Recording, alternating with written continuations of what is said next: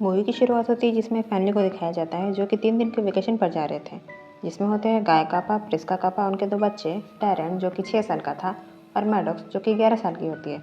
बात करते हुए वो रिसोर्ट पहुंच जाते हैं। रिसोर्ट का मैनेजर उनका स्वागत करता है और उन्हें एक वेलकम ड्रिंक भी देता है। उन्हें ये जगह बहुत ही पसंद आ रही होती है। उन्हें यकीन ही नहीं होता कि ये जगह उन्हें ऑनलाइन मिली है। रिसोर्ट बहुत ही बड़ा और खूबसूरत था। बच्चे रिसोर्ट में घूम रहे थे। तभी वे इडलिप से मिलते हैं जो कि रिसोर्ट के मैनेजर का भांजा था। उससे टेनर की अच्छी दोस्ती हो जाती है। वे लोग अपने रूम आ जाते हैं। प्रिस्का और कापा फैमिली यहाँ आकर काफ़ी खुश थे और उन्हें यहाँ की सर्विस भी काफ़ी पसंद आ रही थी। अब वे सब बीच पर जाते हैं। इडलिप और टेरर सबसे उनका नाम और काम पूछ रहे थे। तभी उन्हें एक पुलिस वाला भी मिलता है। वो लोग बीच पर काफ़ी इंजॉय कर रहे थे। अब दिखाया जाता है कि प्रिस्का और काय लड़ रहे हैं और ये वेकेशन उनकी आखिरी वेकेशन है साथ में, क्योंकि इसके बाद वे डिवोर्स लेने वाले हैं, जिसके बारे में उन दोनों ने बच्चों को नहीं बताया है। इडली ने टेरन को एक सीक्रेट मैसेज दिया था जिसमें लिखा था कि कल आइसक्रीम कॉन्टेस्ट है। वो दोनों भी काफ़ी अच्छे दोस्त बन चुके थे। नेक्स्ट सीन में दिखाया जाता है कि सिडेन जो कि एक फेमस रैपर है और एक लड़की बीच पर होते हैं। वो लड़की पानी में चली जाती है। सीन कट होता है जिसमें एक फैमिली को दिखाया जाता है जिसमें चार्ल्स जो कि एक डॉक्टर होता है, एग्नेस जो कि उसकी माँ होती है, क्रिस्टल जो कि चार्ल्स की वाइफ होती है और उनकी एक बेटी क्यारा भी होती है। यहाँ क्रिस्टल को कैल्शियम डिफिशियंसी होती है तो वो कैल्शियम वाली जूस मंगवाती है। यहाँ मैनेजर कापा फैमिली को एक प्राइवेट बीच के बारे में बताता है। मैनेजर उन्हें बताता है कि वो बीच काफ़ी खूबसूरत है, जिसके बारे में वे काफ़ी खास लोगों को बताते हैं। क्योंकि कापा फैमिली यहाँ एंजॉय करने आई थी, वे रेडी हो जाते हैं वहाँ जाने के लिए। दूर से इडली टेरेंट को देख रहा होता है, तभी उसके अंकल उसे आके ले जाते हैं। तभी एक पैट्रिशिया नाम की औरत को दौरे पड़ना शुरू हो जाते हैं और उसका पति जेरिन उसे संभाल रहा होता है। चार्ल्स भी उसकी मदद करने के लिए जाता है, लेकिन जेरिन उसे संभाल लेता है क्योंकि जेरिन भी एक नर्स है। अब वे लोग बस में बैठ जाते हैं उसी आइलैंड में जाने के लिए। वे सोच रहे होते हैं कि वे काफ़ी लकी है कि इस आइलैंड पे वो अकेले जा रहे हैं, लेकिन तभी डॉक्टर और उसकी फैमिली भी वहाँ आ जाते हैं। ड्राइवर उन सबको बीच के लिए ले जाता है। वे उन्हें बीच के कुछ आगे छोड़ देता है। उसके बाद उन्हें खुद ही बीच तक जाना था। रिसोर्ट वालों ने उनके लिए काफ़ी ढेर सारा खाना भी भेजा था। वे सब चट्टानों को पार करके बीच तक पहुंच जाते हैं और वो रैपर पहले से वहीं पे मौजूद था। वो बीच काफ़ी खूबसूरत था और उस बीच को बड़ी बड़ी चट्टानों ने पूरी तरह से कवर कर रखा था। सभी को ये जगह बहुत पसंद आती है।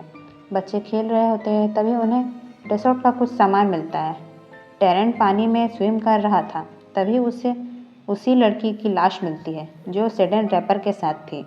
तब सब मिलकर उस बॉडी को निकालते हैं।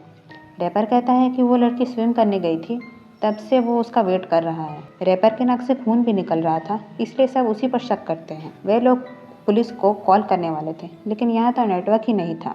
इतने में ही वहाँ पैट्रिशिया और जेरिन भी आ जाते हैं। वो दोनों उस बॉडी को देखकर काफ़ी डर जाते हैं। वे लोग कहते हैं कि वे लोग उसी वैन से वापस चल जाएंगे जिस वैन से वो दोनों आए। लेकिन पैट्रिशिया और जेरिन कहते हैं कि वैन तो जा चुकी है। तभी डॉक्टर की वाइफ क्रिस्टल आती है और कहती है कि उसकी माँ को कुछ हो रहा है। जेरिन भी फ़ोन करने के लिए उसी जगह पर चला जाता है। तभी उसे चक्कर आ जाते हैं और उसकी आंख बीच पर खुलती है। यहाँ दिखाया जाता है कि डॉक्टर अपनी माँ से बात कर रहा है। वो काफ़ी ठीक है। अचानक से उसकी मौत हो जाती है। डॉक्टर कहता है कि शायद एक डेड बॉडी को देखकर वो सह ना सकी, इसीलिए उसकी मौत हो गई। टेरेंट और मैडॉक्स कहीं दिखाई नहीं दे रहे थे और प्रिस्का उन्हें ढूंढ रही थी। तभी वह उन दोनों को देखती है। वो दोनों काफ़ी बड़े हो चुके थे और उतने पहचान में भी नहीं आ रहे थे। उन्हें देखकर प्रिस्का और गाय काफ़ी हैरान थे। उन दोनों के साथ साथ कायरा भी बड़ी हो चुकी थी। मौका देखकर वो रैपर भागने की कोशिश करता है। उसे देखकर डॉक्टर भी उसके पीछे भागता है। वो दोनों उसी चट्टान के बीच चक्कर खाकर गिर जाते हैं और अगले ही पल दोनों बीच पर पाए जाते हैं। वे कहते हैं कि उन चट्टानों के बीच ऐसा कुछ है जिसके कारण वहाँ जाते ही उन्हें चक्कर आ जाते हैं। अब वो सब साथ में वहाँ से जाने का प्लान करते हैं और अगले ही पल सब बीच पर बेहोश पाए जाते हैं। वे सब लोग समझ जाते हैं कि वे यहाँ फंस चुके हैं। फिर यहाँ डॉक्टर रैपर के गाल पर कट मार देता है क्योंकि उसका मानसिक संतुलन हिल चुका था, लेकिन वो कट तुरंत ही ठीक हो जाता है।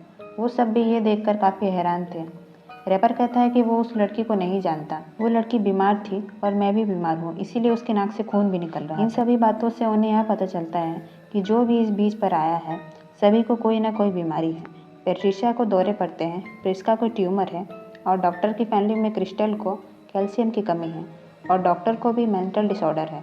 जेरिन उन सब से कहता है कि वो सब चट्टान की तरफ से नहीं जा सकते, उन्हें कोई दूसरा रास्ता ढूंढना होगा। इसी बीच प्रिस्का बेहोश हो जाती है क्योंकि उसके पेट में जो ट्यूमर था वो काफ़ी बड़ा हो गया था। अगर उसे नहीं निकाला गया तो उसकी मौत हो सकती है। गाय इसके लिए मान जाता है। डॉक्टर उसके पेट में कट मारता है लेकिन वो तुरंत ही हील हो जाता है।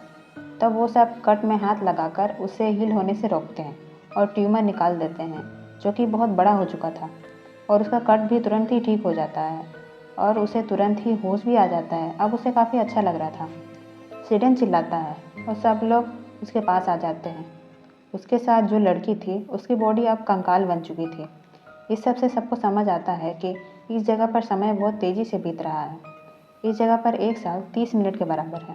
इसलिए वे सब इतनी जल्दी बूढ़े हो रहे हैं और इसलिए उनके बच्चे भी इतने जल्दी जल्दी बड़े हो रहे हैं, और इसलिए उन सबको इतना सारा खाना भी दिया गया था क्योंकि इतना साल बीतेगा तो उनको भूख तो लगेगी ही। वे लोग बोलते हैं अगर वो जल्दी यहाँ से नहीं गए तो वो यहीं पे बूढ़े होकर मर जाएंगे। सब लोग बात कर रहे होते हैं और इधर डॉक्टर की बेटी कायरा और टेरेंट साथ में होते हैं। वो दोनों भी बड़े हो चुके थे।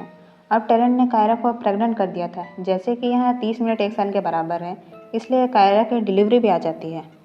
कायरा कुछ देर पहले ही एक बच्ची थी, अब वो एक बच्चे को जन्म देने वाली थी। दोनों की फैमिली काफ़ी हैरान थी। कायरा बच्चे को जन्म देती है जो कि 1 मिनट में ही मर जाता है क्योंकि इतनी जल्दी वक्त बीतने वाली जगह पर बच्चे ज़िंदा नहीं रह सकते। टेरेंट और कायरा ये सब देखकर काफ़ी दुखी होते हैं। कुछ ही वक्त में उन्होंने अपनी आधी ज़िंदगी देख ली थी। यहाँ डॉक्टर भी पागलों जैसी हरकतें करने लगा था। अब डॉक्टर सिडेन को मार देता है क्योंकि वो पागल हो चुका था, उसका दिमागी संतुलन हिल चुका था, और दिखाया जाता है कि उन्हें दूर से कोई देख रहा है ये सब करते हुए। जेरिन रास्ता ढूंढने के लिए पानी में चला जाता है। हम देखते हैं कि बहुत देर हो गई है लेकिन पेट्रिशिया को कोई भी दौरे नहीं पड़े। वे सब बात कर ही रहे होते हैं कि उन्हें ध्यान आता है कि ये रिसोर्ट उन्हें कैसे मिला। वे सब अपनी बीमारी के बारे में सर्च कर रहे होते हैं, तभी उनके पास रिसोर्ट का एडवर्टीजमेंट आता है और उनको काफ़ी ऑफर्स भी मिलते हैं, और उन सभी को ऐसे ही ये रिसोर्ट मिला और घर से लेकर यहाँ तक सभी रिसोर्ट के प्लान और बस से ही आए थे, और उनके पासपोर्ट्स और डॉक्यूमेंट्स भी रिसोर्ट में ही थे। मतलब अगर ये लोग यहाँ मर भी जाएं तो किसी को कुछ पता भी नहीं चलेगा क्योंकि दुनिया वालों की नज़रों में तो वो कभी घर से निकले ही नहीं।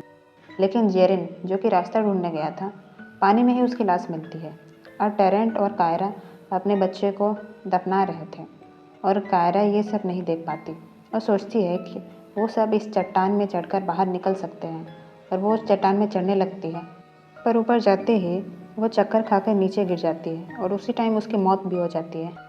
इधर पेट्रिशिया को भी दौरे पड़ना शुरू हो गए थे जो कि लगातार पड़ रहे थे, और उसकी भी जल्द ही मौत हो जाती है, और गाय की भी आंखें कमज़ोर हो चुकी थी और प्रिस्का को भी कम सुनाई देने लगा था। अब सभी काफ़ी ओल्ड हो गए थे। प्रिस्का और गाय को समझ आ गया था कि वो यहाँ से नहीं निकल सकते, तो वो अपने सारे गिले शिकवे दूर कर देते हैं। वे सब आराम से अपना टाइम गुजार रहे थे। टेरेंट और मैडॉक्स रिसोर्ट का पुराना सामान ढूंढ रहे थे, तभी उन्हें एक बुक मिलती है जिसमें इस बीच में आए हुए लोगों के बारे में लिखा था, और उस बीच के बारे में कि यहाँ का नेचर अलग तरीके से काम करता है। तभी टेरेंट दूर देखता है, वहाँ से उन्हें कोई देख रहा था। यहाँ पर डॉक्टर गाय पर हमला कर देता है और गाय उसे कुछ कर भी नहीं पा रहा था क्योंकि उसे कुछ दिखाई नहीं दे रहा था। प्रिस्का अपने बच्चों को छुप जाने को कहती है। यहाँ पर टेरेंट और मैडॉक्स एक गुफा में छुप गए थे। वहाँ पर डॉक्टर की वाइफ क्रिस्टल भी थी जो कि पागल हो गई थी क्योंकि उसकी कैल्शियम की कमी के कारण उसकी खूबसूरती जा चुकी थी। वो पत्थर उठाकर उन दोनों को वहाँ से भगा रही थी, पर उसके कमज़ोर होने के कारण वो पत्थर उसी के हाथ पर गिर जाता है और उसकी हड्डी गलत डायरेक्शन में जुड़ जाती है। उन दोनों को भगाने के चक्कर में उसकी हड्डी टूटती रहती है और अलग अलग डायरेक्शन में जुड़ती रहती है, जिसके कारण वो एक मॉन्स्टर जैसी दिखने लगी थी, और इसी तरह क्रिस्टल की भी मौत हो जाती है।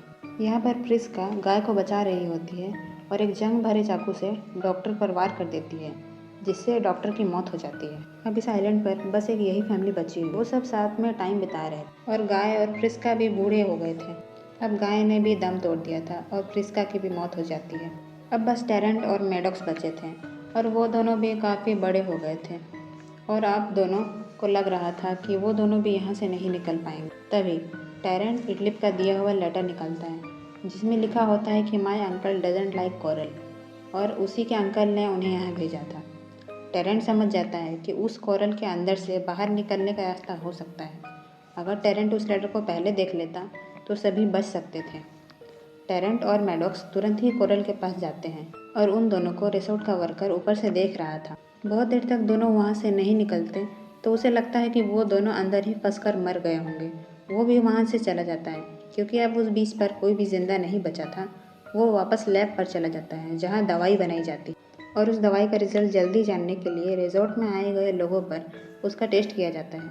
दरअसल जब वो लोग रिजॉर्ट में आए थे उन्हें एक कॉकटेल ड्रिंक दी गई थी जिसमें दवाई मिलाई गई थी और इसी का रिजल्ट जानने के लिए उन्हें उस बीच पर भेजा गया था क्योंकि वहाँ टाइम जल्दी बीतता है और उन्हें पता चलता कि ये दवाई कितने दिन में काम करेगी या काम करेगी या नहीं। जैसे कि पैट्रिशिया को वहाँ 8 घंटे तक कोई दौरे नहीं पड़े, इसका मतलब उसे 16 साल तक कोई भी दौरे नहीं पड़े क्योंकि वहाँ 1 साल आधे घंटे के बराबर है। ये लोग अपनी दवाई का टेस्ट करने के लिए दुनिया भर से लोगों को बुलाते हैं और उन पर अपना टेस्ट करते हैं।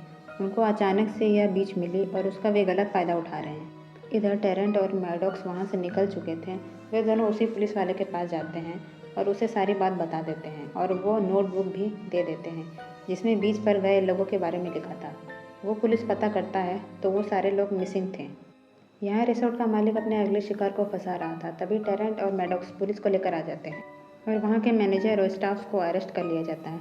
इडलिप टेरेंट को देखता है जो कि बूढ़ा हो चुका था, जो कि उसे पहचान भी नहीं रहा था। अब ये कंपनी भी जल्द ही बंद हो जाएगी। टेरेंट और मैडॉक्स भी हेलीकॉप्टर में बैठकर घर के लिए निकल जाते हैं और इसी तरह ये मूवी भी ख़त्म हो जाती है।